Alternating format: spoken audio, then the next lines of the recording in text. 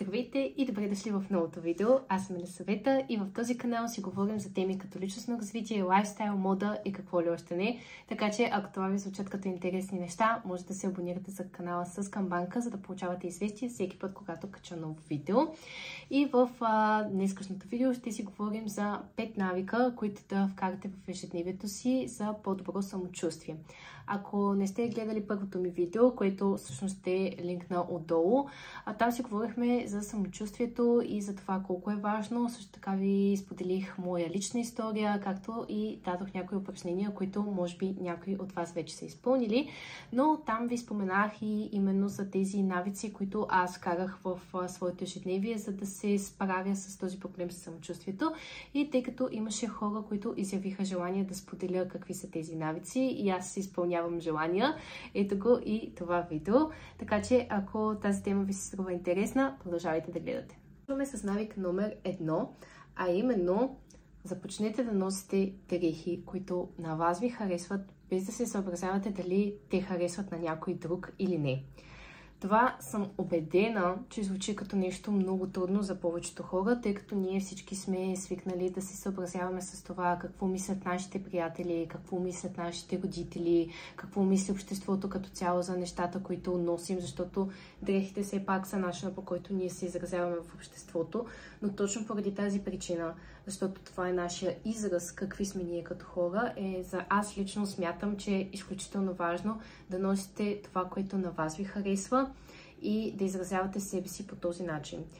Аз самата, когато, както разказах в предното видео, влизах в този период, в който така разбрах, че не искам никога повече да се чувствам толкова зле, искам да съм човек, който е уверен и започнах да се лутам в общи линии и тогава започнах да си търся стила, започнах да опитвам много различни неща, да пробвам различни цветови комбинации, различни модели, различни стилове, гардероба ми беше малко миш-маш от неща, защото всеки ден бях едва ли не с нова самоличност, но всъщност съм изключително доволна от този период, защото накрая все пак намерих собствения си стил и намерих начина, по който аз искам да се изразявам.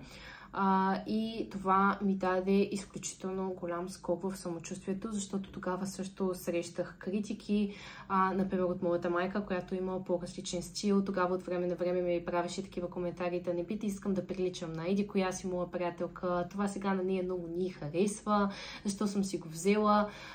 Но в крайна сметка аз така устоявах на позицията си, че в момента това са нещата, които искам да пробвам, това са нещата, с които искам да се изразя и това е.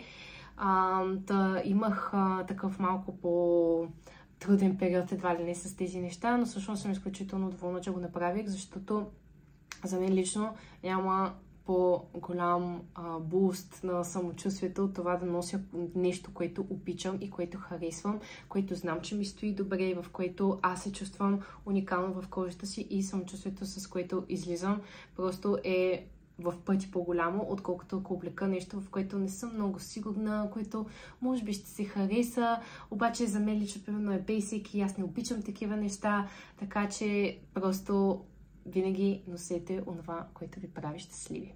Със сигурност ще е малко трудно в началото, особено ако харесвате неща, които са малко по-нестандартни, по-трудно приети от хората и най-вероятно ще си мислите, че сега всеки вас гледа и че ще получите какви ли не неодобрителни коментари, но след това всъщност ще видите, че на никой не му пука какво носите. Дори да срещнете някакво неодобрение, то ще за толкова кратък период от време на тези хора толкова бързо ще им излезете от съзнанието, защото не сте центъра на света на който иде друг човек, освен на вашия собствен. Така че просто оставете тези ограничаващи и лимитиращи вярвания, че някой ще ви съди, че някой ще ви гледа и носете онова, което ви харесва, защото освен това не позволявайте на дрехата тя да носи вас, а вие трябва да носите нея.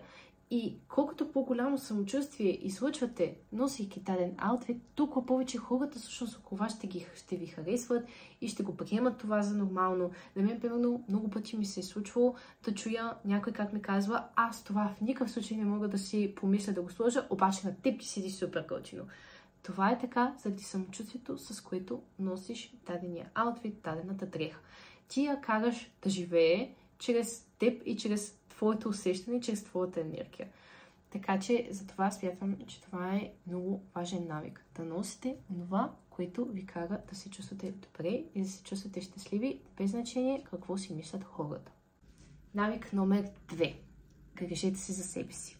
Това знам, че най-вероятно звучи като супер голямото клише, но аз сама разбрах за себе си отново в този период, че се чувствам в пъти по-добре, когато знам, че съм се погрижила за начина, по който изглеждам, за начина, по който се чувствам.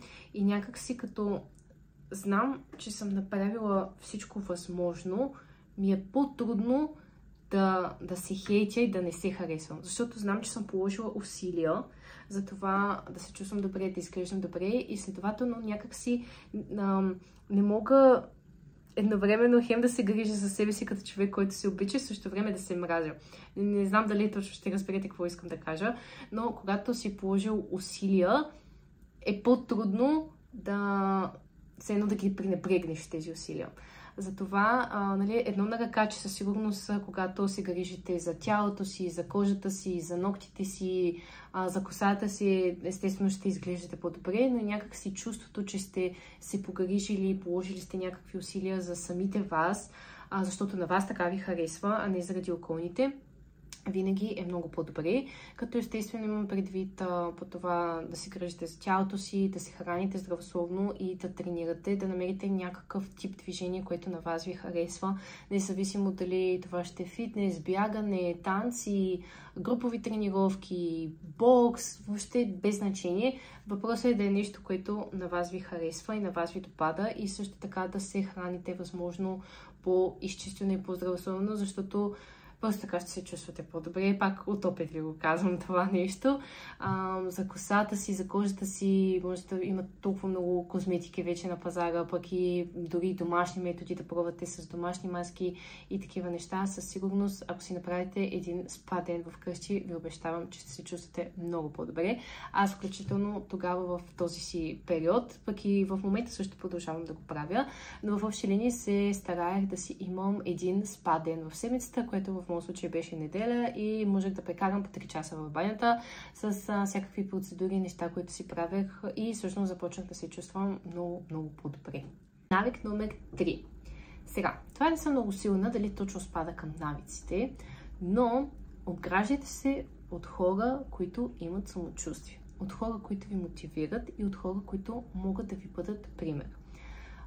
Защото аз пак по себе си съм забелязала, когато сте сред хора, които по същия начин като вас не се харесват, мрънкат, нямат самочувствие, не могат да излезнат, да се заявят, да се запознават с хора, много са притеснителни, някакси и вие също така се едно приемате от тяхната енергия и приемате това нещо за нормално и сте по-склонни по-скоро да нямате самочувствие, отколкото да имате. Когато се съберете с хора, които имат самочувствие, които се харесват, които са окей със себе си, приели със себе си, знаят какво представляват и говорим за самочувствие с покритие, съответно го оценят и могат да го заявят, тогава някак си вие отново придобивате от тази енергия, която обаче в случая е положителна за вас. Аз по същия начин в този период с една моя приятелка, тя ми беше определено много голям пример в това, особено за самочувствието, което тя има и което излъчва за начина, по който изглежда. Просто някакси така аз също ми помогна, колкото повече излизах с нея, колкото повече снимки, например, си правихме заедно, разговаряхме, ходихме по разни заведения и така самочувствието, което тя демонстрираше, влияеше и на мен съответно положително и ми показа, че това е правилното поведение. Това е начинът, по който аз ще мога да извлека най-много дивиденти за себе си, ако именно имам такова самочувствие. Така че подбирайте средата си внимателно, защото всички знаем, че тя неизбежно влияе и на вас самите.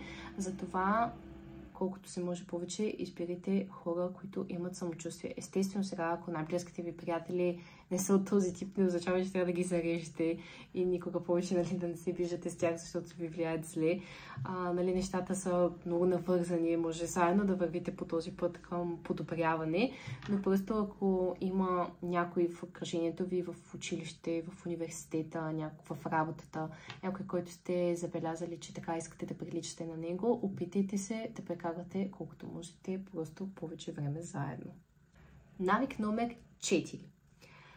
Както в предното видео си говорихме, ако някои от вас са си изпълнили домашното, а именно да си напишат положителните и отрицателните страни и да се фокусират повече върху положителните, това тук отново ще го вкарам, а именно положителните утвърждения.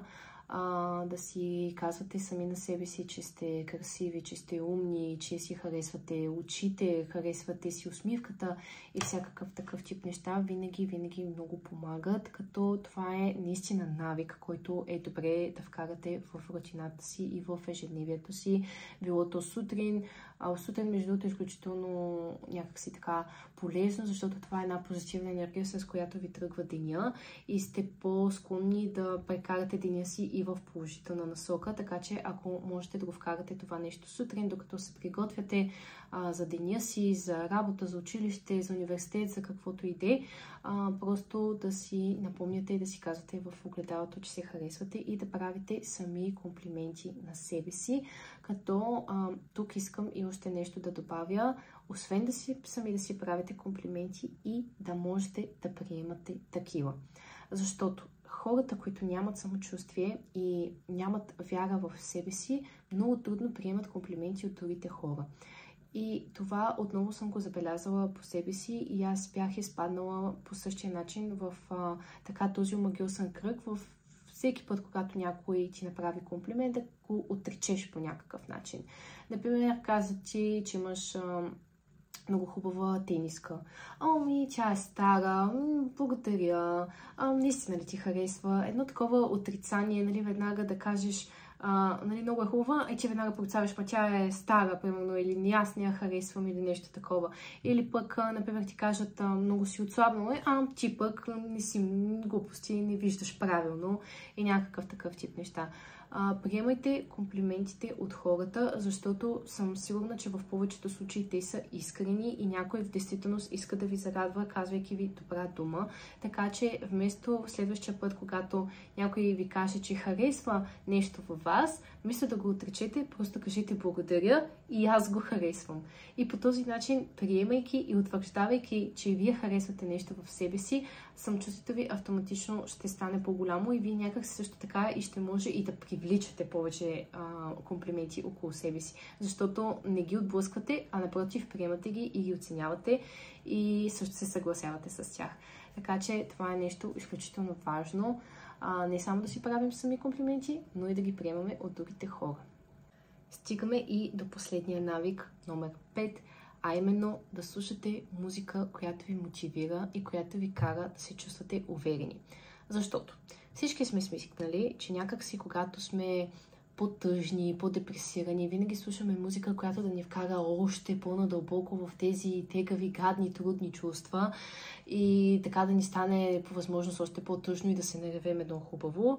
Но аз ви предлагам да го направите това нещо, но да е свързано с самочувствието и да е някоя песен, която ви кара да се чувствате супер уверени и топа на топа, както се казва. Например, представете си, облякли сте неща, които супер много ви харесват и ви карат да се чувствате уникално в кожата си.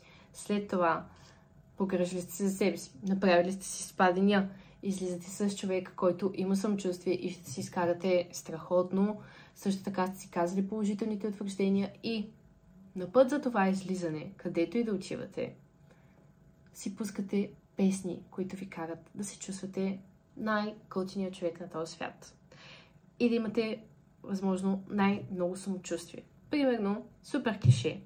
Обаче песните на Бейонсе, всеки път аз лично поне като ги чуя, ме кара да се наперя, да се усмихна, да вървя уверено, да смятам, че съм най-готиният човек на този свят и всеки човек трябва да има това мислене сам за себе си. Защото вие сте най-готият човек на този свят. И просто трябва ви малко така подбутване, за да може и вие да го видите, вие да го повярвате и да започвате да го излъчвате и съответно да го видят и останалите хора.